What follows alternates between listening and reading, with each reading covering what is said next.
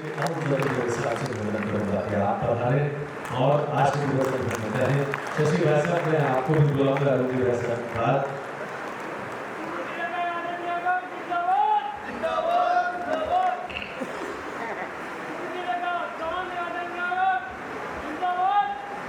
हमारे दर्शनी के जन्म शती की शुरुआत के इस कार्यक्रम में मंच पर विराजमान राजस्थान की विधानसभा में आम जन की आवाज बनकर के लगातार इस सरकार के जनता के अहित के फैसले या जनता के पक्ष के विषयों को उठाने का काम करने वाले भारतीय जनता पार्टी के कद्दावर नेता राजस्थान विधानसभा में विपक्ष के उपनेता सामान्य राजेंद्र राठौर जी, मंच पर विराजमान नोखा के विधायक गहरी बिश्नोई जी, यहाँ के लंबे समय तक कृषि के क्षेत्र में काम करें। इसका विश्वनाथ सिंह जी ने कहा कि गढ़पेट विश्वविद्यालय के शुरुआत में नींव का पत्थर बने, ऐसे हमारे एक गहलोत साहब मेरे साथ पार्टी में लंबे समय से काम कर रहे, यहाँ के प्रख्यात अध्यक्ष भारतीय संसद अध्यक्ष श्रीमान मुमताज अली भाटी जी, श्रीमान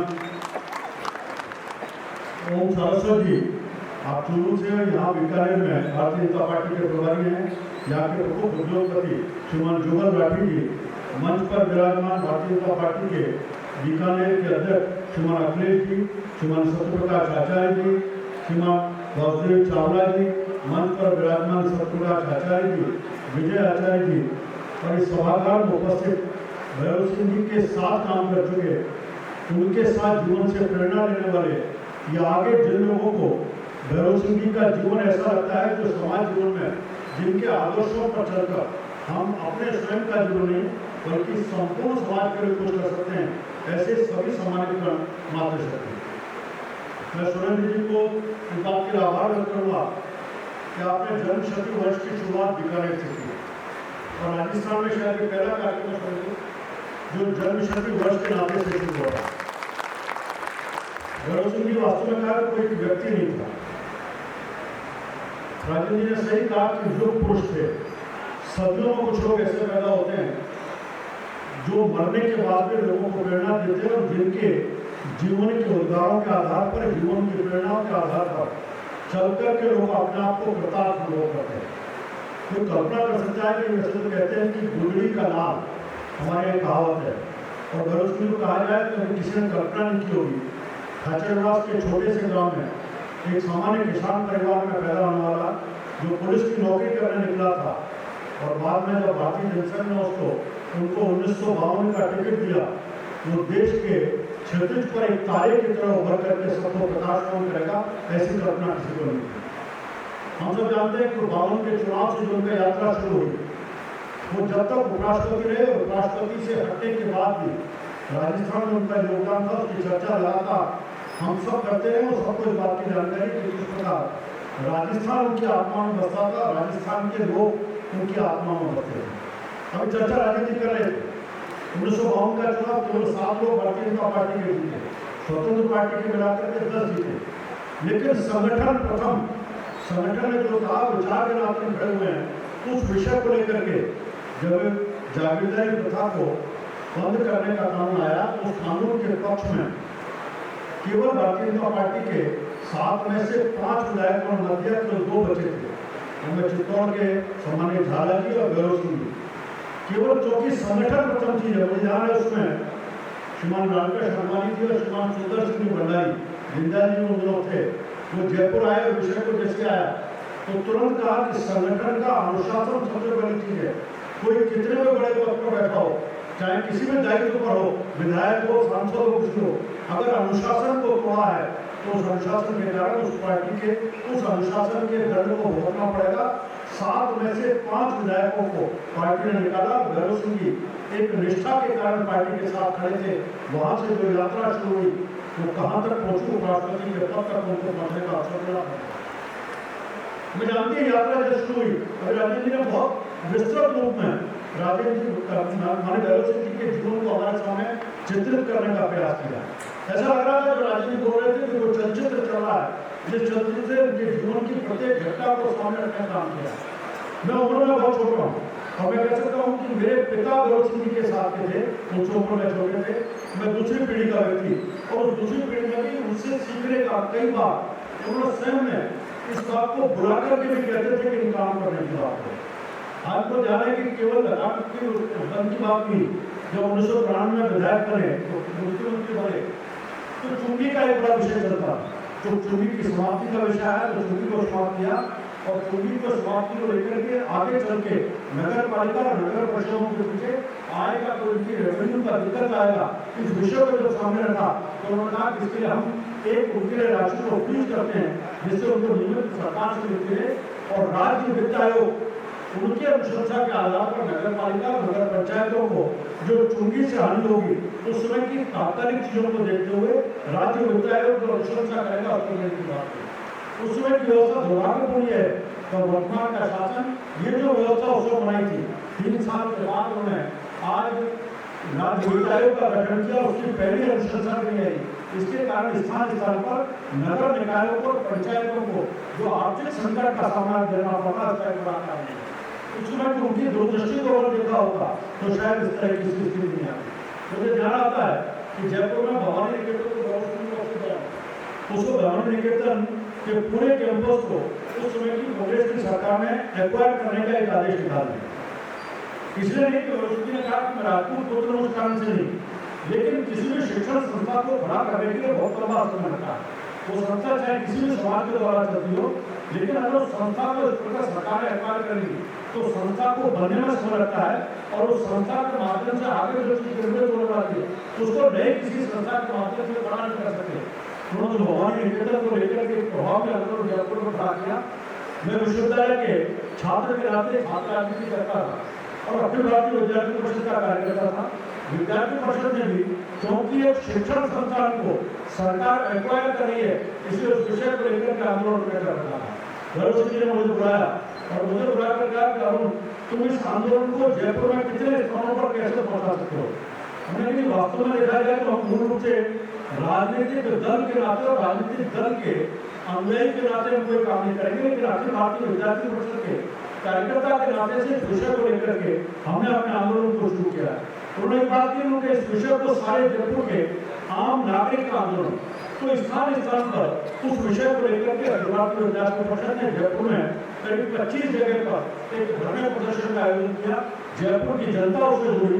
आज सबका सौभाग्य है वो भवानी निकेतन तो भरोसे की उस प्रथम प्राथमिकता के कारण उनकी पहल के कारण आज अपने स्थान पर है और संपूर्ण राजस्थान में शिक्षण के संस्थान करते हैं।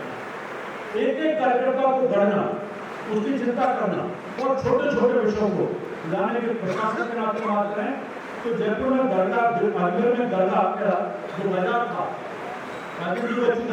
बाजार को सपना दरगाह पर जाने का तो विषय है कि दरगाह के बाजार को चौड़ा करना चाहिए।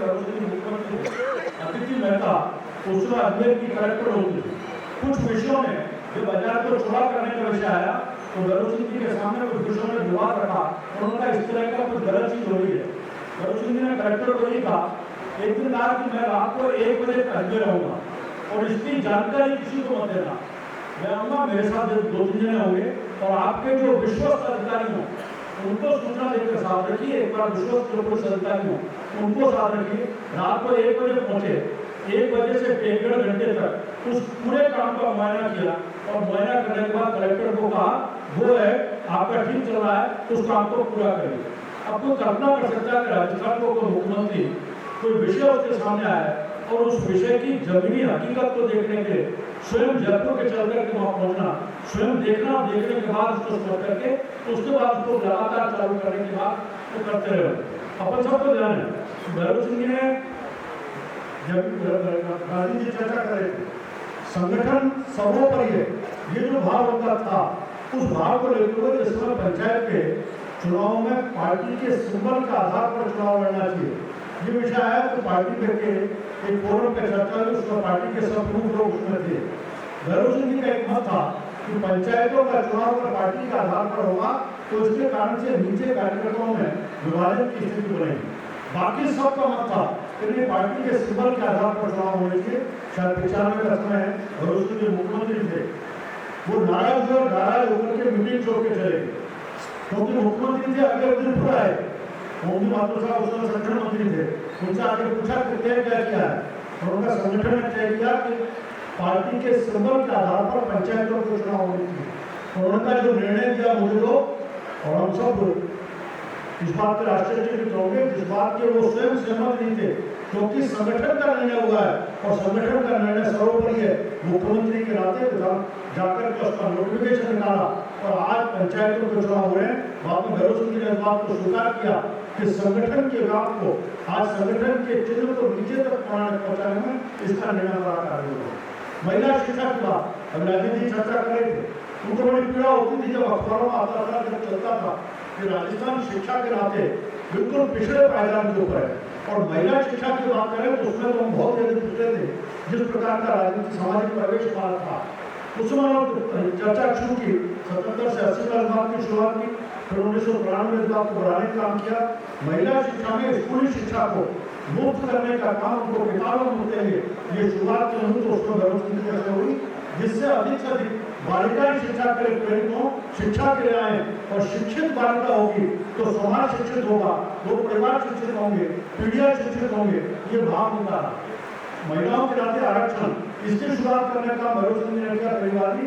बाद में उसको कानूनी प्रचलन बढ़कर के जितना होना दिया था वो 50% से कम होकर के 33% आज भी अलग विषय, लेकिन इस विषय को लगातार चलाने का काम भैरव सिंह ने किया। मुझे ध्यान है कार्यकर्ताओं को तैयार करने की बात होती रहती थी। अभी एक बार 1993 में जब हम विपक्ष में थे, कांग्रेस की सरकार थी, एक बार भैरव सिंह ने बुलाया, मैं मीडिया का प्रवक्ता का काम देखता था, तो मुझे आपको पूछा कि तू वकालत करता है? वकालत करता हूँ। चार्जशीट क्या होती है? अब कानूनी भाषा में जो चार्जशीट होती है, मैंने उनको वो स्वयं पुलिस में थे, खुद जाता थे, लेकिन उनको मैंने अपने बताई अच्छा सरकार के खिलाफ चार्जशीट बना सकते हो क्या? हम बिल्कुल बना सकते हैं। तो एक चार्जशीट इस सरकार के खिलाफ बना के 3 दिन का समय लेकर के हम चार्जशीट बना कर ले गया। उन्होंने उसमें फिर कहा कि इसमें ये चीजों को और देखो इसको। लगभग 2-3 बार जाने के बाद एक पूरी चार्जशीट हमने दिया। उस चार्जशीट का उपयोग उन्होंने कभी नहीं किया, लेकिन मुझे ध्यान में आया कि कार्यकर्ता को तैयार कैसे करना है सरकार के खिलाफ, राजनीतिक विषयों के प्रति उसकी जानकारी कैसे बढ़े, इसको तैयार करने का काम इस नाते से काम दिया। एक परिपक्व कार्यकर्ता बने, ऐसे एक एक कार्यकर्ता को लगातार तैयार करने का भरोसा नहीं करते थे। राजनीति चर्चा कर रहे थे, विधानसभा के अंदर जो विषय आने वाले, किस विषय को किस विधायक को उठाना है, उसकी योग्यता कैसी है, उसकी कुशलता कैसी है, उस विषय को जो उठाना है उस विषय का मेटेरियल उसके पास नहीं है, तो भैरव सिंह जी शिक्षक के नाते वो सारी सामग्री उसको उपलब्ध कराते थे, भाषण तैयार करने का काम करते थे। और जब भाषण करके आता था तो उसकी पीठ फटोरने का, बाद में लड्डू भी खिलाते थे कि तुमने अच्छा काम किया है। ऐसा एक कार्यकर्ताओं को लगातार तैयार करना था। हमने कहा विपक्ष के अंतर विरोधों के बाद भी अपने आपसी संबंध बना रहने चाहिए। ऐसे कई उदाहरण भैरव सिंह जी के जीवन में विधानसभा में अपन जानते हैं, जिसमें बहस होती है तो विधानसभा की उस बहस में कई बार ऐसा होता है कि बहुत ज्यादा उत्तेजना और रोष हो जाता है और रोष के कारण कटता का वातावरण बनता है। लेकिन भैरव सिंह जी ने जब अपने वक्तव्यों के आधार पर उसको सरल करने का काम करते थे, वहीं जब निकल करके आते बड़े आवेश में बातें होती थी अपने चैम्बर में। विपक्ष का व्यक्ति भी अच्छा बोल रहा है तो उसको बुलाया और बुला करके लड्डू मंगाया, किसी से मंगा करके उसको बुलाया कि तुमने अच्छा बोला, चाहे मेरे खुद के खिलाफ भी बोला था तब भी अच्छा बोला, इसकी पीठ चौंकाने का काम होना चाहिए। ऐसे कई उदाहरण आते हैं जो विपक्ष के नेताओं का लगातार। मुझे जाना था कि कांग्रेस के एक बड़े नेता, मैं उनके नाम की चर्चा नहीं करूंगा, वो अस्वस्थ हुए, भैरव सिंह जी को जानकारी हुई और जब जानकारी हुई तो उन्होंने पार्टी के एक वरिष्ठ कार्यकर्ता को बुलाया और बुला करके कहा कि वो अस्वस्थ है, जाकर के मिल के आओ। वो मिलने जाने लगे तो उन्होंने कहा कि वो उसकी आर्थिक व्यवस्था अच्छी नहीं है। आपने किसी व्यक्ति को बुलाया तो बुला के कहा 10,000 रुपये लेकर आना। वो व्यक्ति लेके आया और कार्यकर्ता से कहा कि चुपचाप जाकर के उसके तकिए के नीचे रख देना, अगर इस पैसे की चर्चा करोगे तो स्वाभिमानी व्यक्ति है, सहयोग नहीं लेगा, चुपचाप तकिए के नीचे रख के आ जाना। तो अपने विरोधी के नाते भी उसके परिवार के बारे में जानकारी, उसके व्यक्तिगत जीवन में क्या चीज होगी, उसकी कोई आवश्यकता है तो उस आवश्यकता की चिंता कैसे करेंगे। राजनीतिक विरोध हो सकता है, विचारधाराओं का अंतर विरोध हो सकता है, लेकिन उस सब के बाद भी हमारा स्वयं का व्यक्तिगत जीवन, सामाजिक जीवन में किसी प्रकार की कटुता नहीं हो, ऐसा उदाहरण अद्वितीय देखने को मिलता है। आज हम लोग देखते हैं कहा तो दूसरी पार्टियों को छोड़ दीजिए, अपनी पार्टी में किस किस प्रकार की भाषा का इस्तेमाल आज राजस्थान की राजनीति में प्रदर्शन हो रहा है। ये पहला उदाहरण है जबकि राजस्थान में इस प्रकार के राजनीतिक असुरक्षा का वातावरण कोई देखने को मिल रहा है। भरत सिंह जी का उदाहरण कि जब वो उपराष्ट्रपति बन करके गए तो राजीव जी ने सही कहा कि उनके मन में पीड़ा थी कि मैं राजस्थान और राजस्थान के लोगों से दूर हूँ, लेकिन उन्होंने अपनी जाति एक बात को कही थी, कभी भी शपथ लेने के बाद उपराष्ट्रपति ने पूछे कोई भी व्यक्ति राजस्थान से आए तो बिना मिले नहीं जाना चाहिए, तो राजस्थान के प्रति प्रेम था। उनके सहायक पारिक ने एक बार मुझे बताया कि भरत सिंह जी एक बार अस्वस्थ हो गए, वो काफी जबरदस्त बुखार था, 102 103 डॉक्टरों का आराम करना चाहिए, तो कुछ मिलने आए तो उनके सहायकों ने मना कर दिया कि अस्वस्थ नहीं मिल सकते। भरत सिंह जी थोड़ी देर में उठकर आए, पूछा कि क्या होगा, तो कुछ लोग आए थे उनको मना कर दिया। तो भरत सिंह जी ने उनको कहा कि मना कर दिया राजस्थान के किसी व्यक्ति को, मैंने पहले दिन कह दिया था कोई भी व्यक्ति आए तो उसको उपराष्ट्रपति भवन में प्रवेश करने से मना नहीं करना। ऐसा लगातार राजस्थान के साथ उनका प्रेम बना रहा। मुझे जाना मेरे पार्टी का प्रदेश अध्यक्ष बना तो दिल्ली राजनाथ सिंह जी उसमें अध्यक्ष थे। राजनाथ सिंह जी से जब भी मिलता, राजनाथ सिंह जी एक ही बात पूछते थे, भरत सिंह जी से आखिर में कब मिले। अगर थोड़ा मैं गैर ज्यादा बताता तो मुझे कहते कि मिलते रहा करो, ज्यादा मिला करो, उनकी चिंता भी करो और उनके सीखने का मिलेगा और सीखने का काम भी करो। राजनीति की दूरदर्शिता, दूर क्या होने वाला है इसका भी अध्ययन बहुत तेजी से कर रहे थे। कल क्या घटित होगा इसका आकलन बहुत प्रभावी रूप से करते थे। और हम जानते हैं कि राजनीति में अंतर होने के बाद भी उनके राजनीतिक दलों के अपने दल के अतिरिक्त जो संबंध थे, चाहे चंद्रशेखर जी से रहे होंगे, चाहे कम्युनिस्ट पार्टी के ज्योति बसु से रहे होंगे, नूपुर से रहे होंगे, इन सब से भी जो व्यक्तिगत संबंध थे, उस व्यक्तिगत संबंधों का कारण था कि जब उपराष्ट्रपति चुनाव हुआ तो उपराष्ट्रपति के चुनाव में जो भारतीय जनता पार्टी का जो वोट बनता था उससे अधिक वोट भरत सिंह जी लेकर के गए। ये उनके इस व्यक्तित्व के कारण संभव हो पाया क्योंकि सबके साथ संबंध रहा। आज चर्चा उस बात हुई कि जाना कि जब ये सती का आंदोलन चल रहा, सती का आंदोलन में सामान्य रूप से अपनी जाति का कोई आंदोलन चल रहा हो तो उस आंदोलन के प्रभाव में सब रहते हैं, लेकिन मैं कह सकता हूँ कि कोई लीजेंड भी है, कोई महामानव होगा जो महामानव की सही बात के साथ और समाज की सुधार की चीजों के साथ खड़ा होता है। इसलिए हम भरत सिंह जी को लीजेंडरी के नाते जानते हैं, महामानव के नाते जानते हैं। जिस समय सती का आंदोलन चल रहा था उस समय भरत सिंह जी उस सती के आंदोलन में भी सती के आंदोलन के खिलाफ लड़े थे। उन्होंने कहा कि अगर मेरी माँ मेरे पिता की मृत्यु के साथ अगर सती हो गई होती तो आज भरत सिंह नहीं होता आपके सामने। इस बात की उन्होंने चर्चा करते हुए सबके सामने रखा। ऐसे कई विषय आए जब पार्टी में और समाज में भी उन्होंने अपने स्वयं की हितों की चिंता नहीं करते हुए बढ़ने की बात की। विषय पार्टी का व्याप कैसे बढ़े इसकी भी चिंता उनकी रहती थी।